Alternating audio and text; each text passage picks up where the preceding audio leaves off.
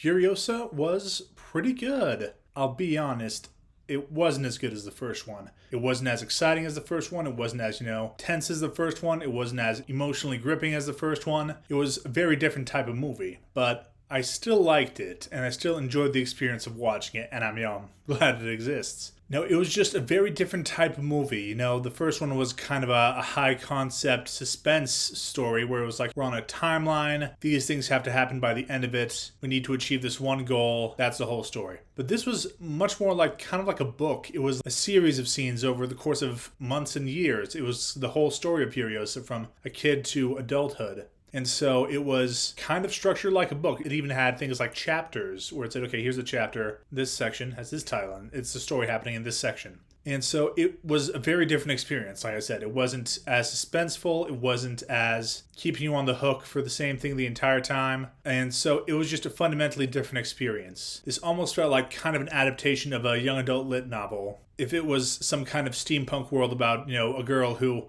gets kidnapped as a child by the steampunk bad guys and stuff, and then it's a story of her growing up and getting vengeance. But in a good way. If this were an adaptation of a book, I'd say, wow, that is a spectacular adaptation. Very good. There was always something in the scene that kept me interested, and I was like, I really need to know what happens next. It was nowhere near bad at all. And it had all the same old things a lot of this world has, which is all these interesting characters and all these weird beats and all these just weird looking things that you're like, no, what the heck is that? And you see it has its own kind of cartoon, crazy sideways logic, and you're intrigued by it. You want to see how it plays out. And the action, when it happened, was so good. There were like 3 moments where I was like, holy crap, look at that. When the action actually started. The proper car-to-car action didn't get started properly for a while, but there was always kind of low-level action happening. And once the car-to-car stuff happened, it was really, really awesome. To me, this felt like the creative team wanted to try out a bunch of different scenes from Furiosa's childhood, but they kind of just wanted to do them all and just have all of them unwind. And they didn't think to tighten it down and be like, oh, let's focus on 2 or 3 stages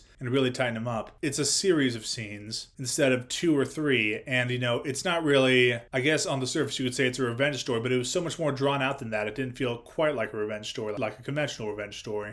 I feel like they had a lot of chances where they had a chance to explore something more, but they didn't. But most of the time, to me, that felt like a deliberate choice. A choice like to say, we're going to tease you with it, but we're not going to show you the whole thing. We're going to let you decide what you want that to be.